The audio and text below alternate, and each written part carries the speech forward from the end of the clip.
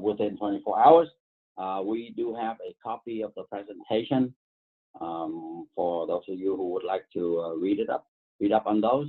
And please contact Natalie at EDA Direct. I put the information down in the chat window. If there is any question during the webinar, please enter those in the chat window or wait until we have the microphone open for everyone and we have a live chat session, okay?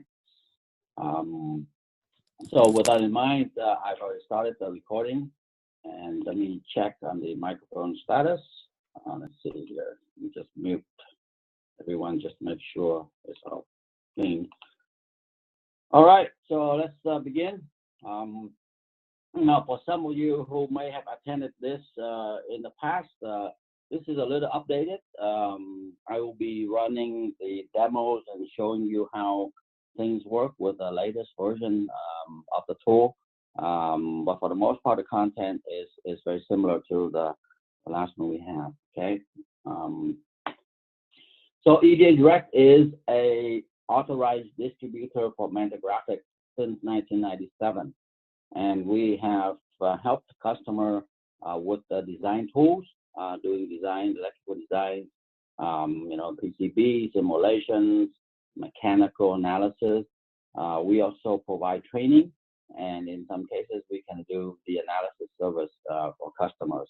This is just a short list of some of the vendors that we sell tools and support. Mentor Graphics, FieldSoft, Concept Engineering, and Monida. In terms of the tools that we provide and sell to customers, this is just a short landscape of what they are. We have tools in the PCB space, which include layout and schematic capture, and that's the past products and next edition products. Today, we'll be talking about signal integrity. This is part of the Hyperlink software suite that we can use for SI and PI, as far as thermal analysis a little bit. And then if you're doing FPGA or ASIC system logic simulation, we have ModelSim and Questa. For thermal analysis, or specifically CFD, that's computational fluid dynamics, we have quite a few products there, with the Flow Therm being the leading product that we support. And if you get into manufacturing, for assembly, test, or new product introduction, we have Pilot. Okay. So first, let's talk about the landscape of the technology, if you will. Where have they been? Where are they going? And what kind of things you can anticipate or expect in terms of analysis and the challenges that you might face. So this plot shows the landscape of where the technologies and the interfaces are. On the x-axis, you will see the rate of transfer so from 1 gig to 4 to 5 to 8, 16, 25, 28, and more. And on the y-axis, you will see various types of interfaces that you'll probably be designing some, few, or many of these, including the PCIe, Gen 1, Gen 2, Gen 3, Gen 4, and Gen 5. And you have the Ethernet side, you know, 10G base, CR, you have JESD, you have SATA, fiber channel, and more coming. These are the standards out there. These are standard interfaces. And the point of this slide is that in the old traditional ways of analyzing these interfaces, people use eye diagram and loss evaluation. So you'll be looking at time domain analysis, looking at eye diagram, bit error rate, jitter, and going forward, because of the complexity of these interfaces and the rate, there's a new method, which are standard, and they are generally called as channel-based methods. I'll go into more detail a bit later in the presentation. But well, the old way is not going away anytime soon, but so, you know, nowadays people are designing with hundreds and hundreds of different pairs running at very high speed, and if you're just doing eye diagram one at a time, it's going to be pretty, you know, demanding and lots of work there. Okay. So here is the problem statement. It says that in a typical system, that may look something like this, where it could be a structure of backplane and cards, transmitter card, receiver card. You may have backplanes like this, or it could be chip-to-chip communication. Doesn't really matter. The point is there is a transmitter somewhere that will have to transmit all these fast signals into the receiver somewhere along the line. And through that path, the signal will be exiting the component, going through VS on the board. It may possibly go through some connectors on the transmitter board, then onto the backplane, and the backplane can be passive, can be active, can be small, can be big, or it could be represented by a cable or even a flex rigid board, things like that, and going all the way to the receiver side with the connectors and then traces and vias, and then finally end up at the receiver chip. So basically that is a general path. And the goal is to provide a faster way of looking at these type of structures and be able to simulate and predict the type of bit error rate, the signal quality, and to see if you may have any issues, not limited to signal integrity, but it could be power integrity, thermal, and many cases, EMI compliance testing, things like that. So how do we go about representing this complex structure, which may be just from chip to chip or from multiple boards to multiple boards? So the idea is really you can actually model this topology, this path. You can put down, packaging information, connectors information. If one of these boards are available, they all don't have to be done at the same time, but you can actually model as they're being implemented for traces, for VS structures, for connectors, packaging. So if you have an FPGA and you're trying to decide, should I use this package, that package, there are implications on those decisions. And what you don't want to do is just, blindly copy reference board design from vendors and just copy those. Sometimes that's not economical, footprint, size, things like that. So you can model the whole path. The idea here is really to validate that you have the correct transceiver, the optimum transceiver, so you can go through those settings. And it is much better to validate those at the simulation level than going through the hardware implementation and have a dependency on software.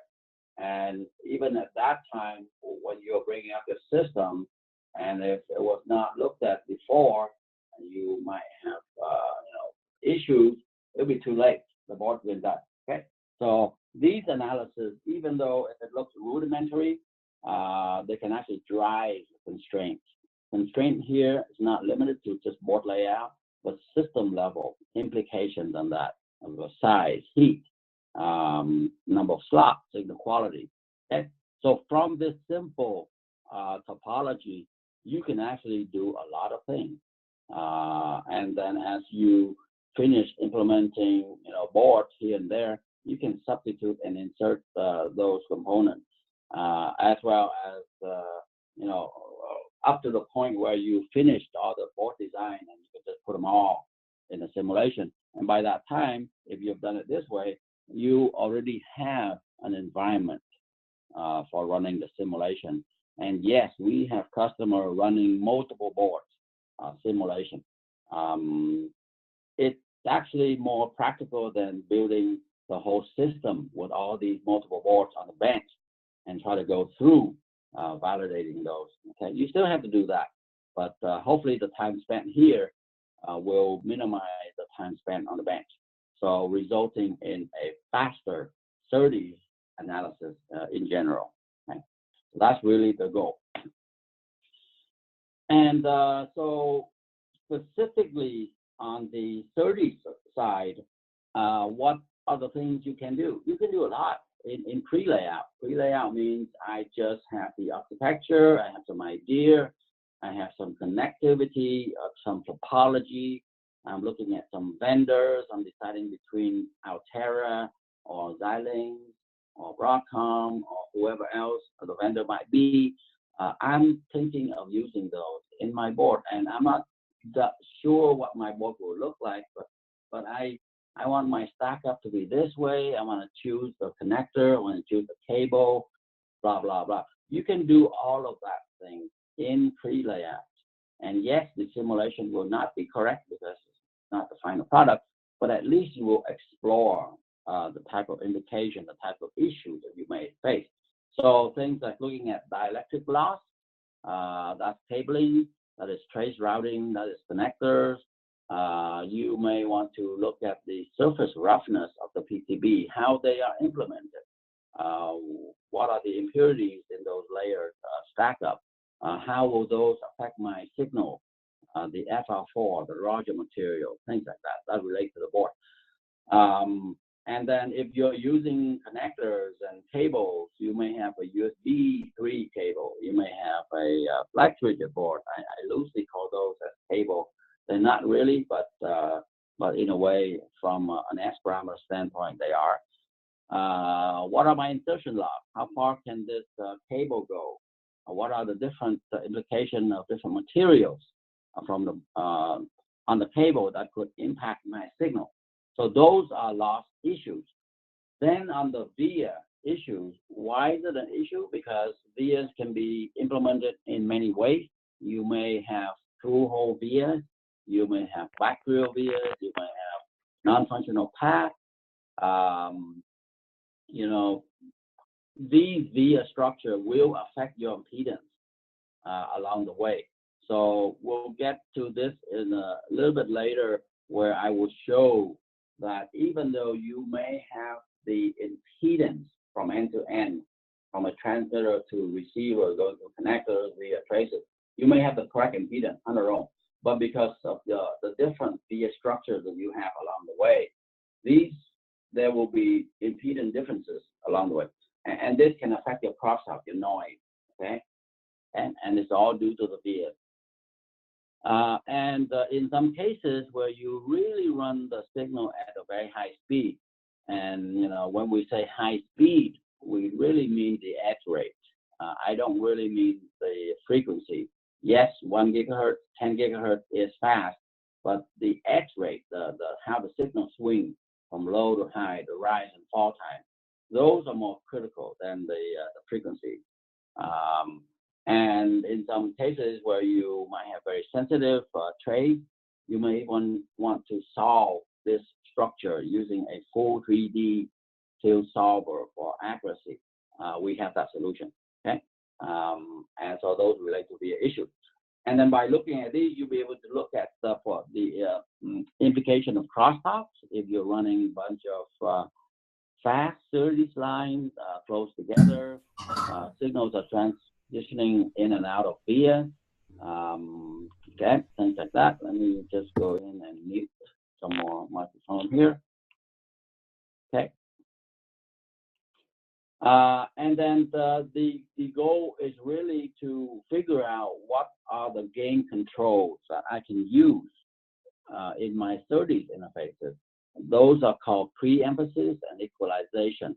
And it's not simple compared to the old day. The old day, you basically have, you know, something like a low, medium, high, or maybe 2 bits for controlling the gain. But nowadays, you have all kinds of things. You have CTLE, continuous time linear equalization. You have multiple taps, buses of the gain for the transmitter. For receivers, not just equalization, it's DFE, it's FFE, a lot of things. And because these provide many control buses, there are many possibilities. And what you don't want to do is to power up on the board and have software go through all of these settings. That's really painful. A lot of those can be figured out through simulation. So by running the simulation, you will create a foundation for these settings, and these settings will help drive software during the post process, right? Post power on self-test, the initialization phase, and to bring up the system quicker. Okay? So all these simulations can have these positive effects and give you that awareness of what am I dealing with, rather than wait until powering on. Okay, and let me see here. Next, and for SERDES analysis, what kind of things can I look at? I certainly can look at the eye diagram and the jitter, and the bit error rate, but there are bathtub curves and there are statistical contours. These are specific to SERDES analysis, and these are methods that people came up with as a way of looking at the quality of your simulation result, looking at the quality of your logic, of your implementation, of your connections. Okay. And you can get these kind of results by running simulation using the IBIS-AMI models, not just IBIS-AMI algorithmic model. And you should be able to use, the normal IBIS model, the IBIS-AMI. If you have some SPICE model along the way, you should be able to use that. This is not an analog simulation environment. This is a digital simulation environment, but there is a SPICE engine underneath, and you certainly can use those SPICE model. If you have VHDL, analog mixed signal models, you should be able to use all of those and see the effects through the board traces, through the connectors, through the VIA. This is where we stand out versus many of our competition, where the solution you get will be just point tool, but this will be a complete end-to-end. Because Mentor Graphics has products in the PCB space, so we know how to do schematic, we know how to do layout, we understand those structures, as well as the simulation engine around this. So it's not just a simulator with you assuming some sort of a board trace effect. We actually go through the real board trace and modeling. Okay, and through this kind of simulation, you can actually predict the worst case pseudo-random bit sequence pattern. Not all SERDES channel will behave the same. They are different because the constructions are different. The vias, the traces, the connectors. So what pattern should I use? If I have PRBS 31 or 29 or 7 or 5, which one is best for me? What is my worst case pattern? We actually have a way to characterize the channels being implemented and come up with a worst case PRBS pattern. And not only you can use it in simulation, but these patterns can be compared to on the bench. So you run in some worst case pattern that we have in simulation, you can actually leverage that pattern and use it on your Keysight and your Agilent, scope, and run the same pattern. And now you have something to compare to between simulation result and final implementation. Okay, and also sweeping through the parameters in simulation is much easier than going through in the bench. Sweeping means changing the gains on the transmitter, the pre-emphasis, changing the gain on the equalization, changing the length, the trace, the stack-up parameters. What if I vary my dielectric between 4.0 and 5.0? What if I increase my thickness? What if I change the length? What if I change the resistor, the capacitor, things like that? Those can be swept in the simulation, and that allows you to see the range of your solution space. Okay, and then if the model provides certain hooks for us, we can actually synthesize the optimum tap setting. So after doing this characterization, we actually said, oh, okay, well, you have 16 possible settings for the transmitter, and we found this to be the best. You don't have to use that pattern, but at least you know where to start. Okay. And then the kind of simulation, in case you guys haven't been exposed to this, we are used to do the time domain type of simulation versus frequency domain. So time domain, I mean using the oscilloscope. I look at eye diagram, look at the clock signal, run millions and million bits of vectors and see things like that. But in the frequency domain, you should leverage the advantage of S parameter model. These are scattered parameters. These are defined. These are definitions for the behavior of the trace that allows you to look at the loss behavior across frequency. So looking at a touchstone plot, for example, you will see the frequency on the bottom, on the x-axis, right, from 0 to some gigahertz. And on the y-axis, it could be impedance, it could be decibel loss, and this will show you the behavior of those passive connections. For example, something running at this frequency, you can anticipate this much loss, but the same trace running at a higher frequency, you now need to be aware that the loss will be this much. And these are not necessarily linear. They can be very, very sporadic. And the reason for that is because the construction of the connection, the traces, the via, the connector, the cable, they are composed of infinite series of L, R, and C, inductors, resistors, and capacitors. These work together as filters and will resonate at different various frequencies depending on the values of those components. And you will have different behavior just because of those parasitics. Okay? And running things in frequency domain is very quick. We're talking in terms of minutes, not hours. And you can even predict the crosstalk behavior. So the real solution is, the real approach is really to embrace both methodologies, use time domain analysis as well as frequency domain. And the tool can extract and export certain traces, certain topologies. So going back to the other diagram that I showed earlier, where you have a board-to-board connection to a backplane, you can actually select one pair or multiple pairs of signals and extract those to S parameter. Okay, and you can actually give these models away to your customer, and they can proceed and simulate without needing to have your board, and the simulation will be a lot faster. Okay, so we can use S parameter model from external sources, or we can generate those. And by having the S parameter model, the side benefit will be that it will allow you to do a time domain response or TDR analysis. And time domain response is nothing, it's not very complicated. What it means is, if I have a trace connecting 2 points, it could be single-ended or differential, what are the impedance along the way? And if I have a nice and smooth curve, that's good. If my curve is jaggy, going up, going down, that means I have structures in my route that affects the impedance. Okay. TDR is something, it's nothing new here.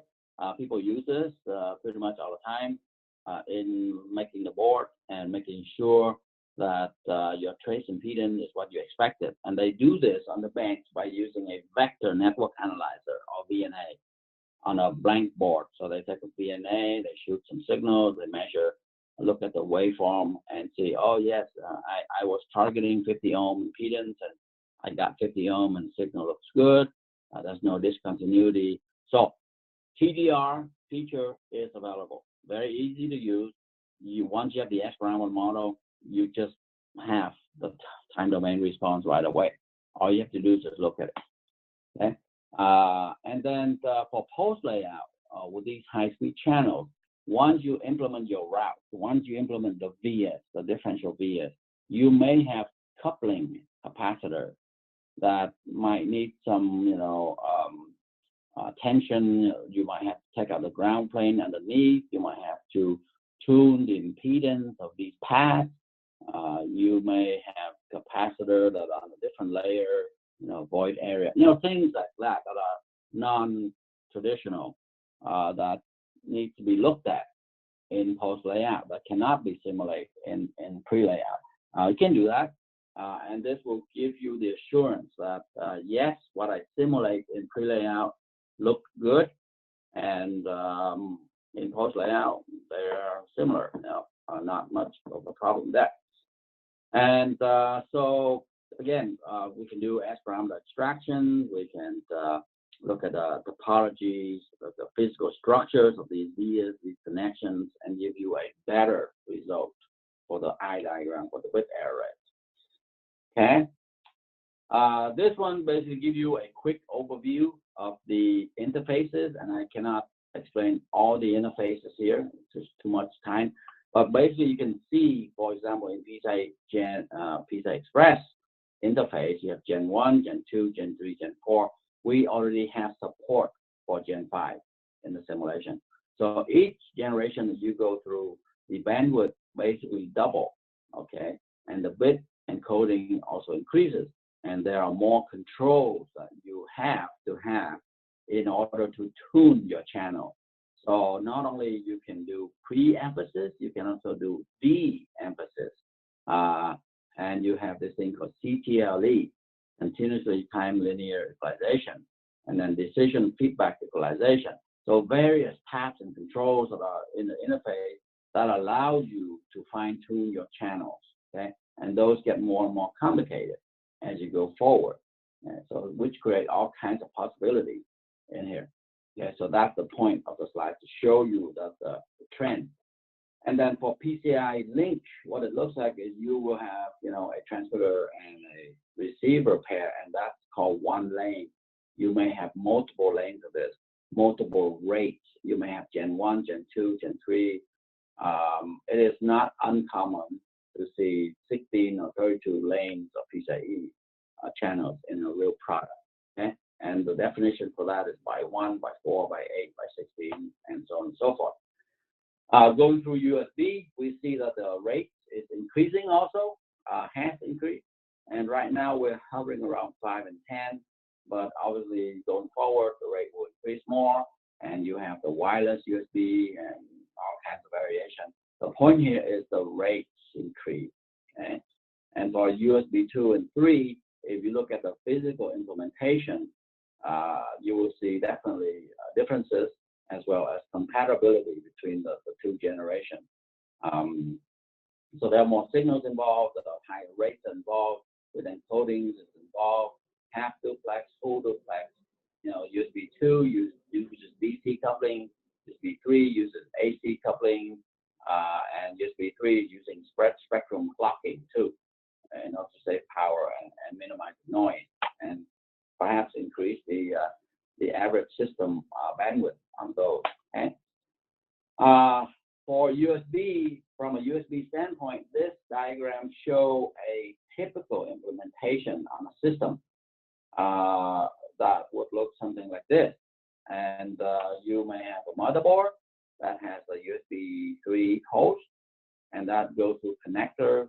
I mean, I'm using the name motherboard generically here. It could be just a controller board or whatever. But there'll be connection to for a USB 3 connector, and then you will have a cable. Right? That cable can also go out to further front panel PCB or breakout board or daughter board, and there could be more cable, and then finally you have the final device. Okay, so that's a long path. Or you can have a short channel where from the host controller going to USB, and you may have a dongle device, a flash USB, flash chip or something like that, pick right here. Okay, so that is showing a typical connection at the system level.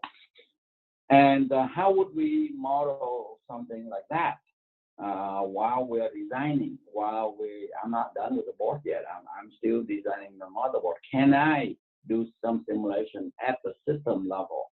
The answer is yes. And how would you do that? You would create something like this, a very quick schematic. That includes as many models that you can get for the host PCB, for the host package, the type of topology, the trace length, the stack up of the board that you are planning to do, the type of differential via structure that you are planning to use, as well as the type of connecting cable between boards that you are planning to use in your final system.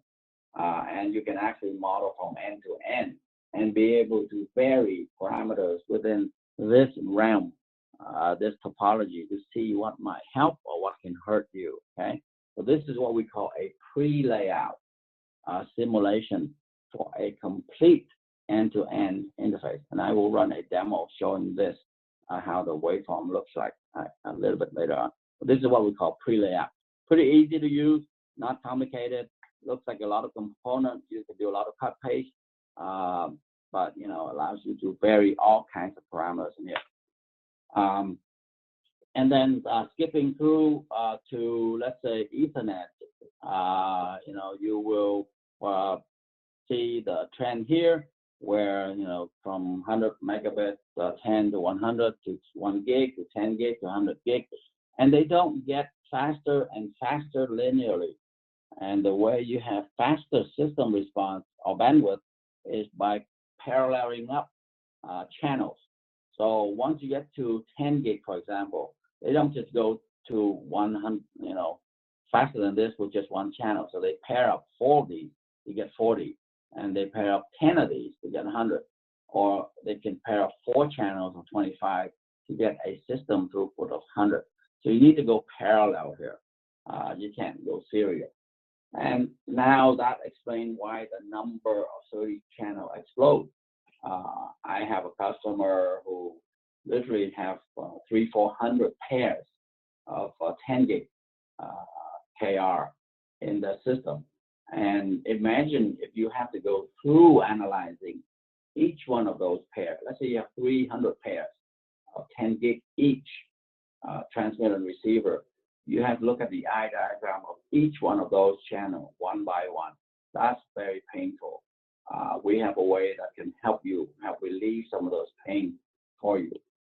Okay? And I'll talk about that in a little bit.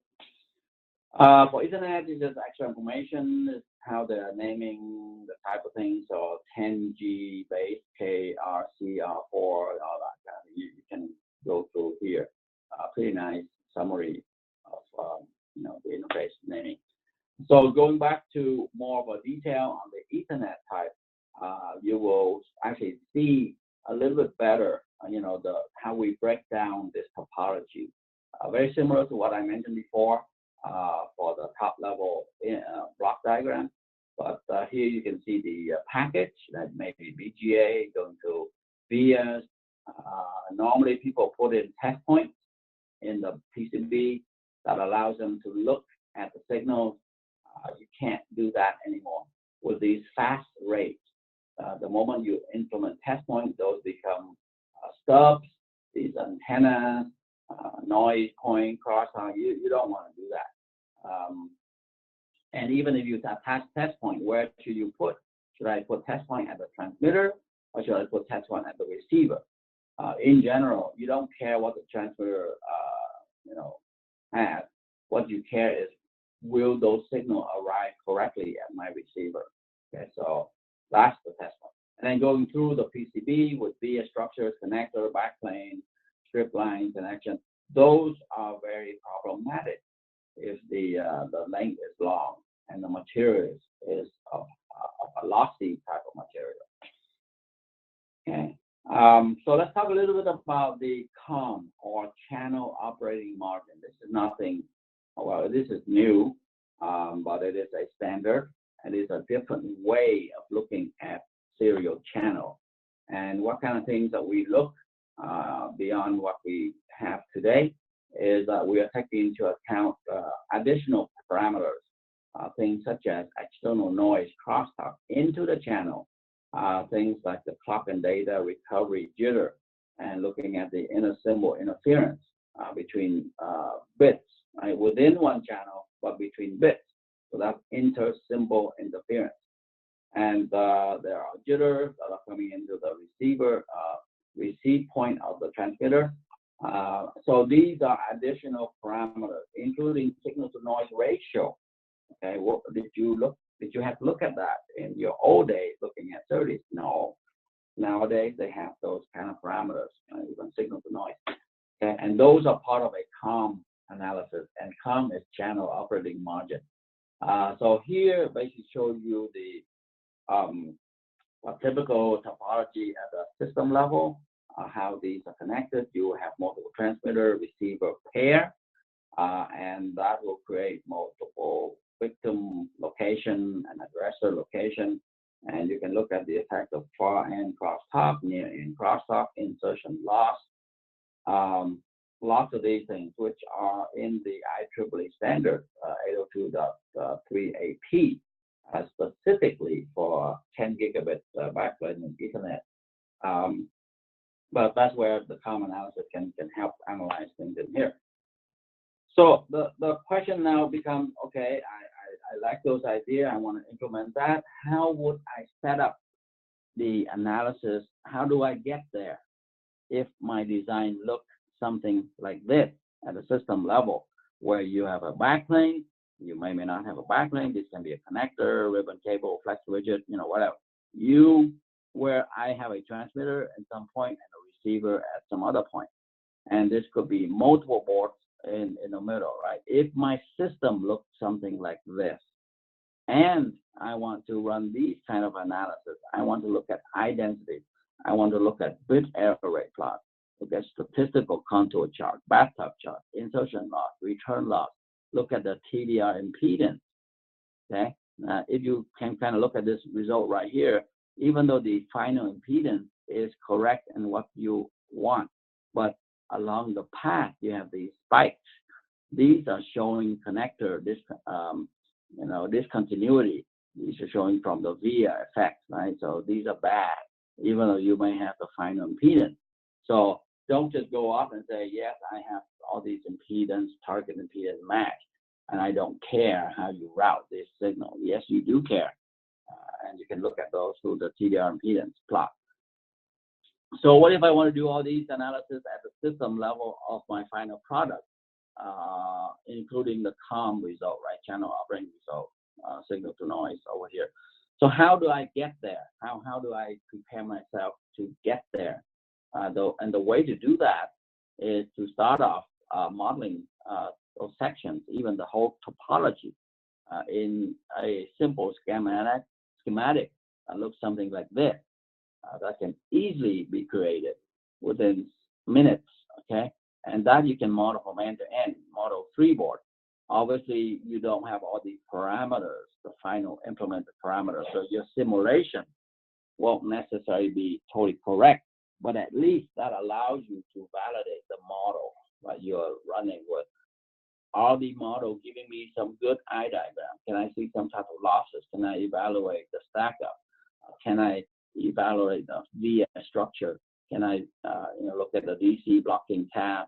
Can I look at the different connectors and cables along the way? As you get model for those, you put them in the basic schematic, and you make them a little bit more complicated. At the same time, still run the same type of analysis, and to the point where you really model in detail the structure of your layout, of your routing, of your system connection, and you still stay in the same environment. And then as you have the board implemented, maybe board number 1 is done, number 3 is done, you can actually put them in here and run through the same kind of analysis. And at the end of the day, once everything's done, you just plop these 3 board in and everything's already set up. Okay, so that's really the methodology that we're proposing. Okay, so validating the model is the most critical thing in this type of simulation, and often getting the right model and understanding how to use the model is can be a challenge. But the tool itself, pretty easy to use and allows you to go through those. Okay, and then I'm going to go a little bit more quick here. But talking about additional SERDES type of analysis, we have PAM4, pulse amplitude modulation, and PAM5, and those are used for configurations such as these, where you may have chip-to-chip connection that are running at high speed. You may have board-to-board in a backplane, and you may even have box-to-box, right? So connections, and that's what we call the interconnect application spaces. And within that, if you look underneath, you will see that, for example, in a typical 100 gig system that is based on 28 gig electrical interconnect, you will see multiple 25 gig channels. So you will see 4 channels of 25 gig each. 25 is the practical bit rate for a 28 gig channel. And with the 4 channel bonding running in parallel, you will be able to get your 100 gig bandwidth that you want. And then the future system, about 200 of 100 gig, you will again have multiple of these 25 gig channels, or if the technology is available, you now can use 56 gig, but multiple of those. Okay, that's really the topology that are being implemented right there.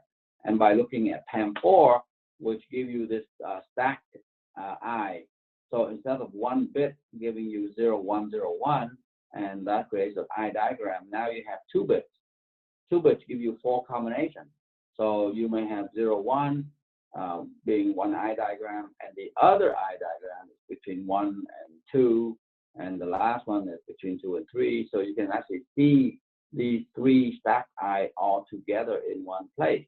And the reason for doing this is they want to offset the noise. They want to run things different, encoding. And so you get the benefit of stacking these together. Obviously, the drawback will be that now instead of 1 bit, I have to deal with 2 bits instead of plus minus 100 millivolts. But in my I, now I have 3 of those stacking together. But anyway, there's lots of benefits in using PAM4. This is just a brief exposure to this. And guess what? Whatever you run in simulation here, the instrument vendor, the Keysight of the world, HP and Agilent, they already have scopes, even Teledyne, that allows you to see PAM4 analysis. So now you can match up your simulation between simulation and real life. So a little bit on the full wave solver. Normally the solver is either 2D or 2.5D. We do have the full 3D field solver, and the advantage of having that is obviously it's more accurate, but the disadvantage is going to take 5 times, 10 times, or 100 times slower, and giving you maybe another 5–10% improvement in accuracy. So that's the trade-off. You may need this, you may not need this, but something to consider. So how is this used and why is it needed? If you have a particular connection, and I'm not going to play the video here, but it's from some point going through the differential via and then the coupling capacitor, right? These have the impedance are disconnected, right? So they're disrupted. So you want to analyze those structures that changes around this area with 3D, and then fit that into the full end-to-end trace. And the analysis can get pretty difficult. So we have a full wave 3D extraction. So for any structure, whether it's traces or if you're doing BGA canal, we can actually look at the packages, look at SSN, SSO, and then merge that into the 2.5D solver, and then do an end-to-end analysis. Okay? So here is another view again.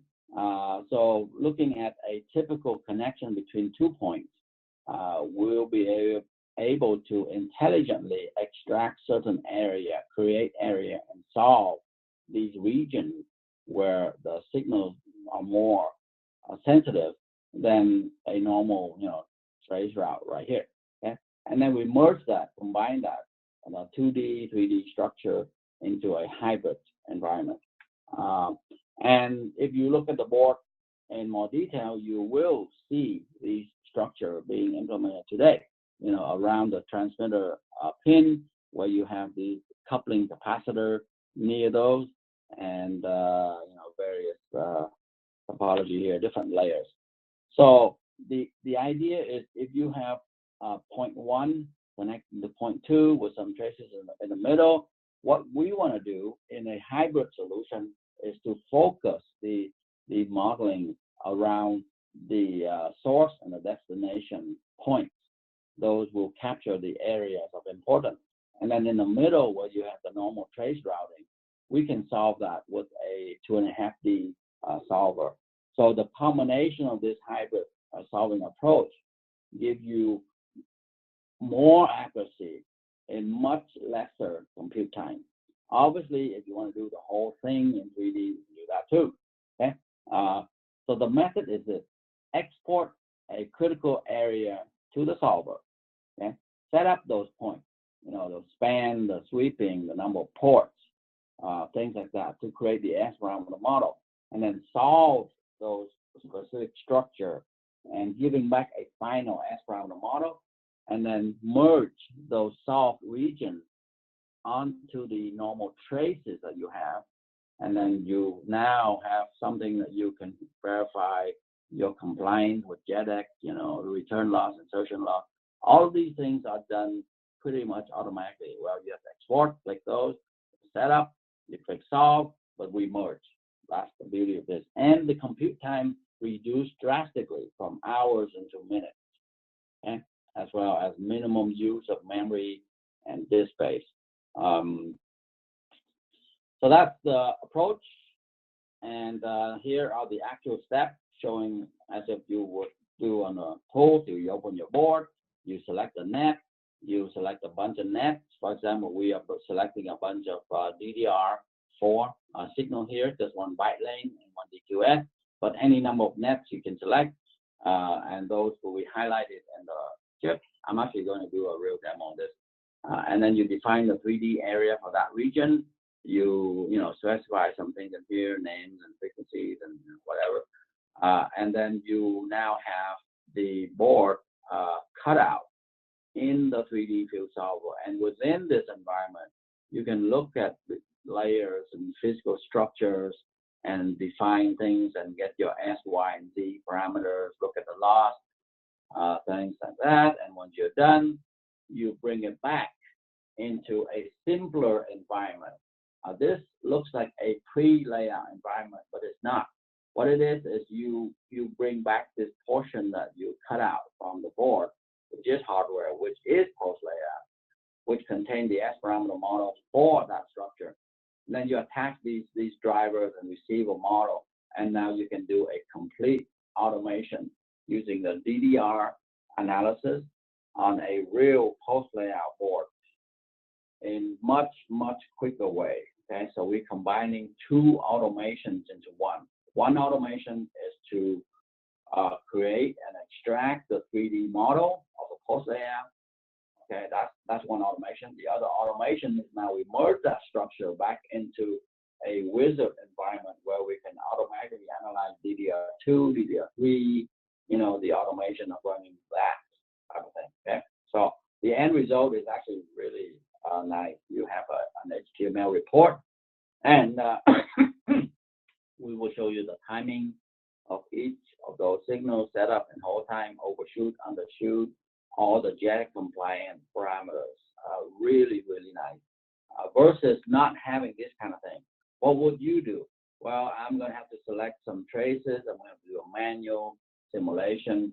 How do I compare this against JEDEC, requirement? It's really painful. Lots of things to go through. Okay? And the kind of board that I use for my demos, things like the Vertex, Ultra Scale development board. I do have the Ultra Scale Plus. It's similar, nothing really much different. Higher speed, higher rate, but the complexity is there. And here's another one with Altera. In this case, they have a DDR4 module connecting to the socket, or connector, if you will.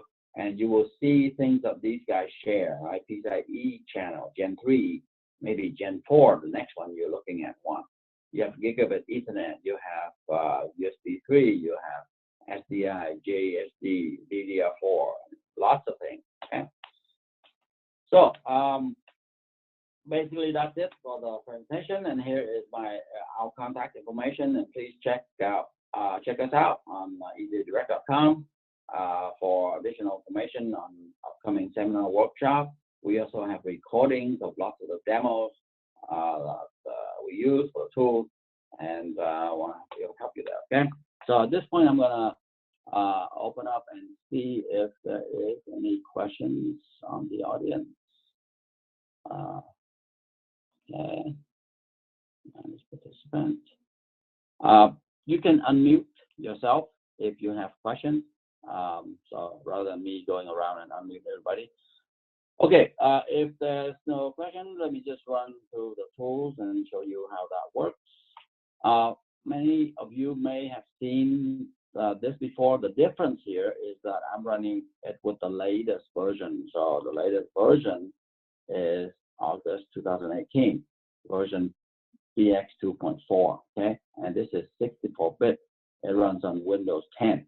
We also have this running on Linux if you wish to use Linux. So it is available in both environments. So let's look at one here. So here is that exact, same schematic that I showed earlier for a USB 3.1 end-to-end. And you can see connector, you can see, coupling capacitor, you have model for the package, and what I'll show is not a normal simulation. What I'll show is this in compliance. So the point here is this: if I am designing something of a standard interface, for example USB 3, and I am using chip from Broadcom, from Intel, from whoever, Xilinx, and those have USB compliance driver and receiver, do I need to validate those? No, because you have to assume those are compliant. But I am designing the stuff in the middle. I'm designing the traces, the cable, the vias, the coupling capacitor. I can actually mess up in that part, and that create problem, and where my compliant driver and receiver won't be able to work properly anymore. So the idea here is to use a fully compliant transmitter and receiver and apply compliant signaling into my interface and see if I get the signals on the other side. It's really as simple as that. And also relieve me from going through all the configurations and understanding of these transmitters and receivers and bits and equalization. I don't want to run those right now, right? What if I run the compliant signal? If I'm not compliant, I mean my interface is bad. If I'm running compliant drivers and receivers and my signal looks good, I mean what I've done is good. So now I can take the next step, which is to use the real model from the vendor and then do a standalone, time domain, I diagram with error rate, because I know I'm already compliant. Okay, so that's really the idea behind it. So how do we run the compliant test on this? So you simulate SERDES, you say, I want to run compliant check, and it knows that I have 4 pairs to receive, to transmit. This is a pre-layout environment, but the same thing applies in post-layout. So I specify these 4 pairs, and I say, I want to run USB 3.1, or I want to run some of the other interfaces here. But let's say 3.1. And I'm picking, 5 gig versus 10 gig, right? So 5 gig. That's it. So that's considered one click. The setup is very simple. There's not much to do here. Next, this one just shows you how these are connected, which guy is driving which guy, which direction. This is just for visual purposes. It's nothing to do with the behavior. And then next, here's the page where you can actually go through and do some sweep. So I can sweep on the thickness, the dielectric of the PCB. Again, pre-layout, but it is running on using some stack-up. I can sweep the length of some place and width, separation. I can also sweep on the passive component, right? The capacitor. I can sweep and I can give it a range, whatever I want to begin with and end with, and what is the increment size. So those are the sweeping section, which I'm not going to do here. Next. Here's where we say, what is the minimum starting frequency? What is the ending frequency? We are going to create an S parameter plot from here. So we need to know some of these parameters. And then what are the points, what are step size, things like that. So usually just leave things in default. That's the best thing. And in case you want to go in and start disabling the effects of FFE, or disable the jitter effect, disable the CTLE or DFE, you can go back and disable those and see, how can you have some variation even without having the final vendor model. Okay, so leave things default here. So next, and just say run, and that's it. That's it. There's very little setup. We are driving fully compliant USB signaling here, and if on the other side I don't get the signal that I want, that means my interface is bad, my connection is bad, my connector is bad, my D is bad, my traces are bad, wrong impedance, things like that. So and this one will take almost a minute to run. That's nothing. I am simulating end-to-end, the whole interface, the whole connection here, and I don't have any model. And I will know if I'm compliant or not. This solution that we have is unique at this point. Nobody else in the market has this capability at this point. Okay, so after the compliance test, we're saying it's 3.1, 5 gig, things are failing here for the, this is the eye height, all of them fail, but the eye width, some of them pass, okay? And then here are the eye diagram of things that are failing. So for example, in this case, I'm picking up that, so we are failing the height, okay, but we're passing the width, and that's a channel. And let's see this guy, okay? What else do I see? I see informative tab. I have the de-emphasis, I have the FFE, I have the CTLE gain. What are the parameters that were measured on my in my topology? And then in the additional information, we provide much more data that you can look at. So for example, here is the insertion loss plot of all of these channels over here. And this is a dynamic plot. I can actually zoom in, zoom out, move up, move down, blah, blah, blah, to really look at things that I want, okay? And enable or disable things in here. Near end return loss, insertion loss. This is important right here. This is the impedance, the TX side. This is actually a TDR plot. So you can see from here that the target impedance is around 100 ohm. Okay, so 100 ohm target impedance. So that's the spec. But along the way, we have these little bumps. And at one point, it is 140 ohm. Did you know that? Right. Oh, the patent house said it was 100 ohm end to end. But did you know that there's a point where it's 140 ohm? And where's that point? That point is 2 nanoseconds in the way. And where is 2 nanoseconds? So the speed of light is 330 meters per second, 1,000 meters per second. So you divide that and you will know what the length distance is, right? So even though we're telling you the unit of time here, it relates to distance and location. But you can also tell that the likelihood of where this is where the connectors are, okay? Connectors and via. Okay? So this will tell you if you have optimum via on connector connection. Okay, so those are the TX side plots, that's the CDR, it's the RX side, and this table lists the complete parameters of measure, the CTLE gain, the pole frequency, TX peak to peak, whatever. If you are, if you go to a compliance lab with your product and they run a compliance test, they will give you exactly the same type of numbers and categories and results that we are showing here in the HTML, okay? So now that we know it is non-compliant, what can we do to fix this? So for example, if we go back into one of these guys and say, what if I don't want to use this connector, I just want to short them out, right?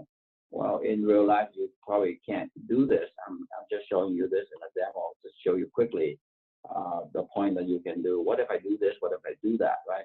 What if I remove the cable completely? What will happen to this failure? So run the same thing again. This time go back and just say run. Okay.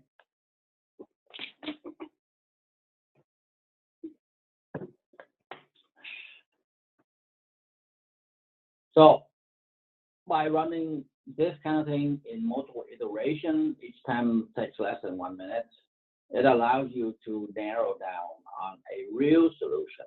It will let you know what are the constraints, what are the weak points in your design, in your stack up, in your capacitor, in your connector, in your cable. Then based on those, you will fine tune and drive the constraint to layout. Hey, this signal has some via that are not optimal, right? We have to design it that way, this way, make sure the PDR looks good. So now the analysis is done. Now we do have a column where things are passing. These two bottom rows, things are passing both. So what does the eye diagram look like? Just on this, and here you are. And so now you have a passing eye diagram, and you know that is compliant, at least for this channel. And based on that, you can move forward. Now you may have to go back and look at why these things are still failing.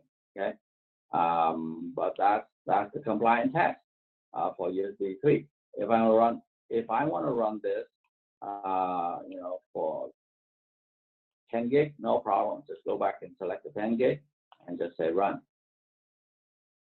And if I want to, I can actually go back and say, hey, what if this was a PCIe interface? What if this was Ethernet? Just choose one of those selections and we'll just run it for you. Each time we will use different specs, different standards, different measurements, different categories, and we will show you the similar type of report structure. Okay? And here, just for kicks and grins, I'm just running USB here, and I'm running a little behind on time. I apologize, but I'll try to get this done very quick. We have 2 more demos, and some of you may have seen some of these demos before. The difference is that I'm running it with the latest tool version. Okay, so it looks a little bit different, result a little bit different. But here I'm running this at 10 gig, okay, compliant test, and they all fail. Obviously, the one that used to fail will fail. The one that used to pass now fail. And you can actually look at the eye diagram of the one that failed and looks pretty bad. Okay, so that's USB. Let's run another one, which is post layout. So let's bring this board in here. Where is it? No, the board. Feel free to unmute yourself if you want to ask some questions. So here, let's say, okay, this is just a simple post-routed board. So real world can be more complicated. That's fine. I will show you that too. Point here is to show you the working of the tool. So for example, if I have this design and I'm looking for a net name, and here is, no, not that one, this one, okay. So with that one, what do we see? We see differential pair, we see coupling capacitor, we see differential via, and we see connection to a connector right here, okay? So the interest is to look at this differential pair, and let's deal with the 3D analysis. So click on Analyze 3D EM, Manage Area, and let's say we don't have any of these solved before, so this is the first time. I solved it last time, so that's why it's shown here. So I just select one or multiple pair, and I said go ahead and create the area for me.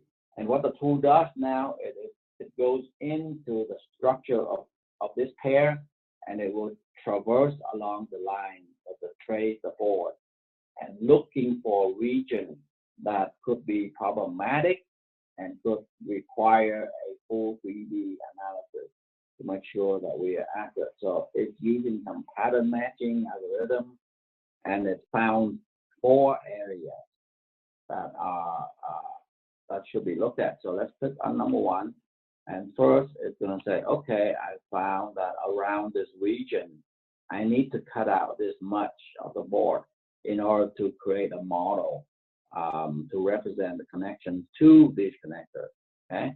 And then number 2, region number 2 here, and it picked the via, and differential via, including the stitching via.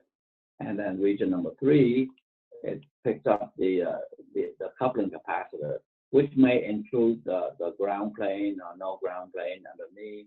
Some people actually, tune these paths to make the impedance consistent. And then the last part obviously is going to be this section right here. But notice how the tool automatically carve out a section like this, and it does it in a way that it's going to be as small as possible, but as big as possible to make sure you cover the return path. Okay, and once you have that, you can click on solve, and for this structure with 4 regions, it takes about I forgot, maybe 30 minutes or so to solve for those regions. Okay, once you solve those regions, now you have the option of exporting this net to, for example, schematic. Okay, and you can see what it looks like.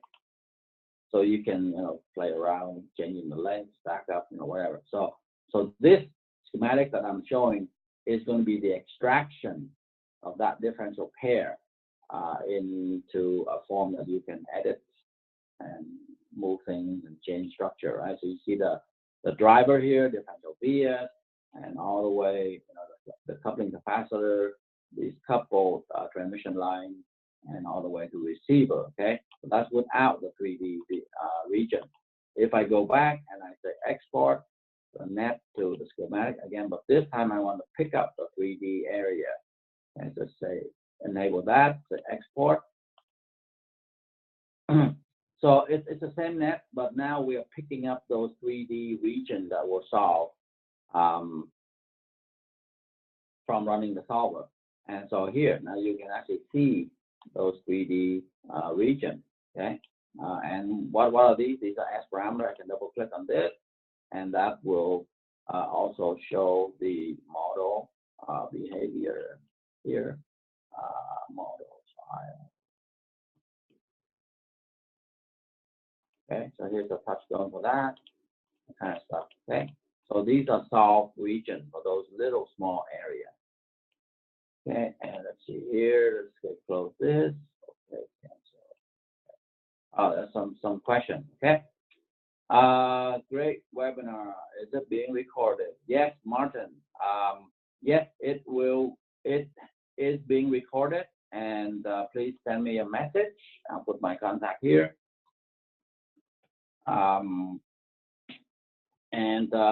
Yeah, we'll send you the link to the recording. Okay, so that's the board sim here. What else? No. Okay, let's bring in a more difficult type of demo. I'll try to run through this real quick. Okay, this is the most interesting one. Of course, I leave it at the end. So let's go here. Let's go here. Let's bring up this board. So this is an actual real board in real life, working one.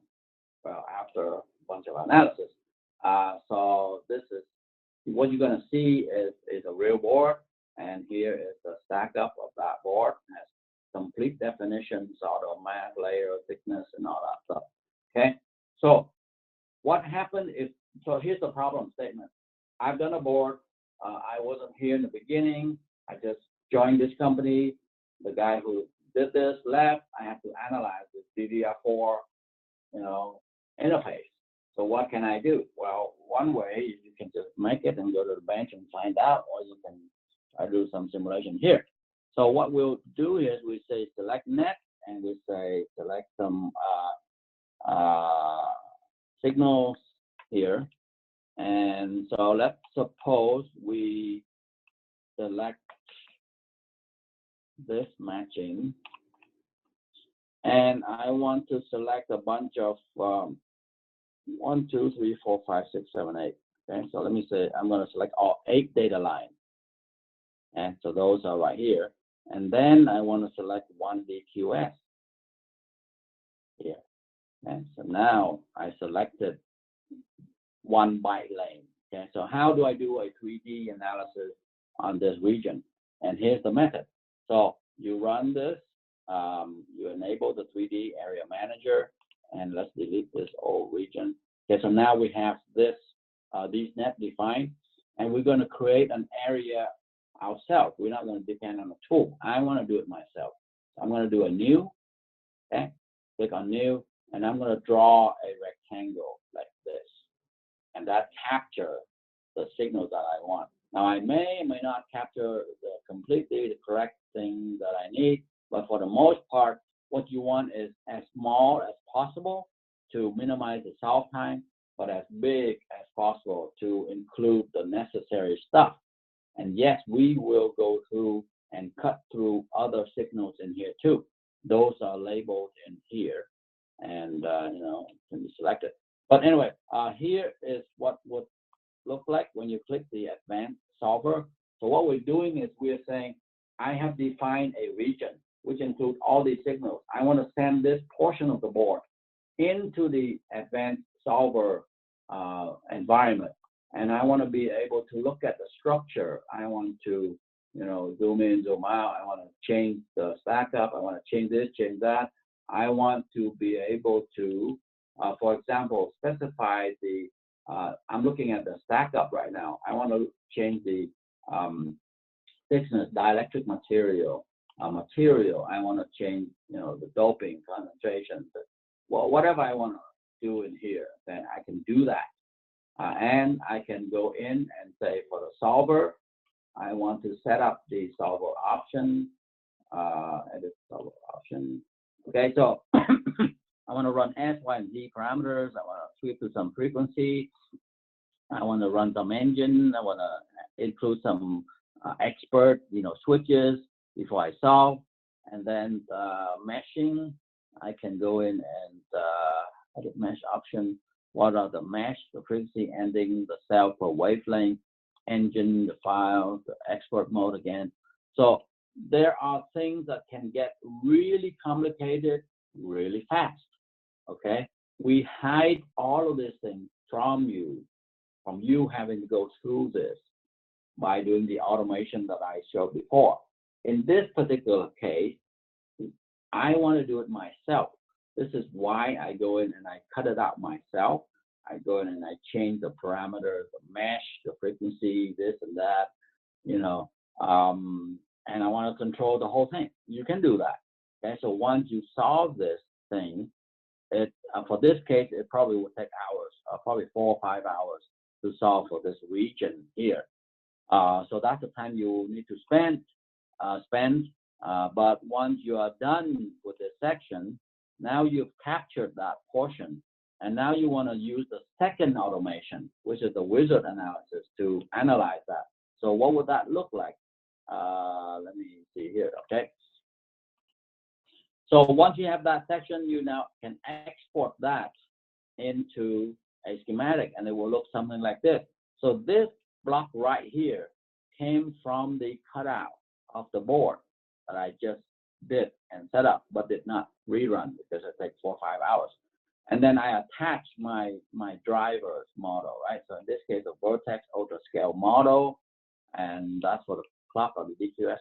This is a DQS, and then on the data lines, it looks a little funky. How come it's not on the left and on the right? And that's because when we created the port, we didn't specify is it on the left or on the right. So the connectivity is correct, but the schematic looks kind of funky. Anyway, it doesn't matter. If you really like to have it flow from left to right, you can redefine the left-right of this port, and it will be right. Now, once I have this, I can use this feature, similar SI, and run DDR batch. Okay, and I don't have the whole interface. I can just run it on one DQS pair. That's okay too. And now you're going through this DDR wizard, and for example, you can say DDR4. It's my rate of 2400, blah blah blah. So it goes through all of this stuff, and at the end of this, you get a complete DDR simulation. So what I just showed you is the way how to combine two technologies. One technology that does the creation, solving for the 3D analysis, and then bring that back into a 2.5D realm, where we use the second automation of DDR analysis that analyze the whole memory if you want to. And now imagine if you have to do this manually, if you don't have some of these automation, how many signals will you be dealing with? DDR, you're looking at 32-bit, 64-bit. Address line, you look at, 12 or 16 line control. You're looking at hundreds of signals, and you're going to be running hours and hours and hours of, time. So that's the value that we bring, okay? So I'm going to end right here, and I'm going to open up the microphone, and you guys are welcome to ask questions.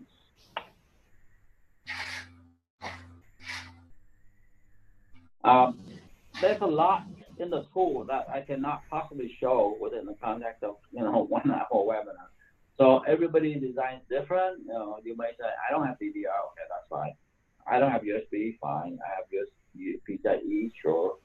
So there will be things that are not there. Okay. So let us know how we can help you. Send email to Natalie for the link to the video, and send me the email if you like a copy of presentation.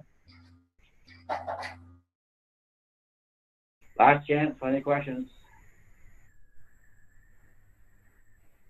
Okay, if not, thank you for attending. My apology for running over. It always is. It will always be. SI is not a very easy subject to cover quickly, but have a good day.